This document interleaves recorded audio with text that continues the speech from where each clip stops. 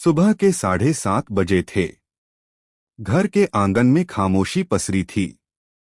चिड़िया चहचहा रही थीं, पर उस घर के बुजुर्ग पिता हरिदत्त जी खामोश थे। हरिदत्त जी की उम्र कोई 75 के आसपास रही होगी।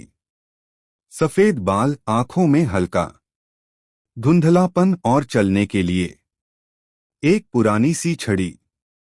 कभी ये आंगन बच्चों की किलकारियों से गूंजा करता था, पर आज उसमें सिर्फ एक पुराना रेडियो बजता था, धीमी आवाज में पुराने गीत। उनका बेटा राघव शहर में नौकरी करता था। पहले रोज फोन करता था, फिर हर 2 दिन में, फिर हफ्ते में एक बार। अब तो कभी कभी ही कॉल आता। आज सुबह राघव अचानक घर आ पहुंचा। पापा, चलिए थोड़ी ड्राइव पर चलते हैं, राघव ने कहा। अब क्या घूमना बेटा? अरे बस पापा, एक छोटी सी जगह है, आपको पसंद आएगी। पिता मुस्कराए, चुपचाप तैयार हो गए। राघव की कार गांव की सड़कों को पार करते हुए हाईवे पर निकल चुकी थी। हरिदत्त जी खिड़की से बाहर देख रहे थे। खेत, कुएं, पेड़ सब पीछे छूटते जा रहे थे। उन्होंने चुपचाप पूछा, राघव, कहाँ ले जा रहा है तू मुझे? बस पापा, थोड़ी देर में पहुंच जाएंगे। हरिदत्त जी कुछ नहीं बोले, लेकिन उनके मन में सवाल उठने लगे थे।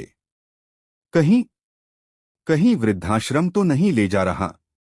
उनकी आंखें नम हो गईं, पर चेहरे पर कोई शिकन नहीं, क्योंकि अब उम्र ने उन्हें भावनाओं को छुपाना सिखा दिया था। अनजान मोड़। 2 घंटे की यात्रा के बाद कार एक हरे भरे इलाके में आकर रुकी। कहीं आसपास कोई इमारत नहीं थी, बस एक छोटा सा रास्ता जो पेड़ों के बीच से होकर कहीं जाता था। राघव ने गाड़ी से उतरते हुए कहा, आइए पापा, थोड़ा चलना पड़ेगा। हरिदत्त जी धीरे धीरे छड़ी टेकते हुए राघव के साथ चलने लगे। उनके मन में अब डर बैठ चुका था, लेकिन फिर भी वो चुप थे। कुछ ही देर में एक खुला मैदान दिखा। बीच में एक छोटी सी समाधि, फूलों से सजी। हरिदत्त जी ठिठक गए। ये क्या है बेटा? राघव की आवाज भारी हो गई। माँ की बरसी है आज। मैं चाहता था आप उन्हें वहां जाकर याद करें, जहां वो आखिरी बार आपसे मिलने आई थीं। हरिदत्त जी के हाथ से छड़ी छूट गई। उनके घुटने जमीन पर जा टिके। आंखों से बहते आंसू रुक ही नहीं रहे थे। मैंने तो सोचा था तू मुझे वृद्धाश्रम छोड़ने लाया है, लेकिन तू तो मुझे मेरी सुध लेने लाया है।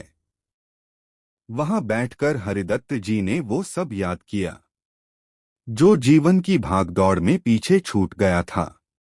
कैसे उन्होंने राघव को पढ़ाया, उसके लिए नई किताबें खरीदी, खुद फटे कुर्ते में घूमे, पर बेटे की जरूरतें कभी अधूरी नहीं रहने दी।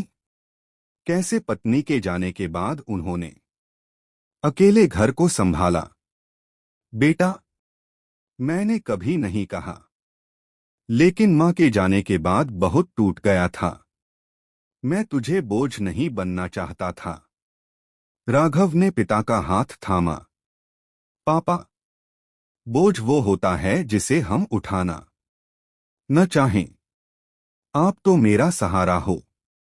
अब मैं चाहता हूं आप हमारे साथ रहें हमेशा। हरिदत्त जी ने राघव की आंखों में देखा वही भरोसा था जो बचपन में देखा करते थे।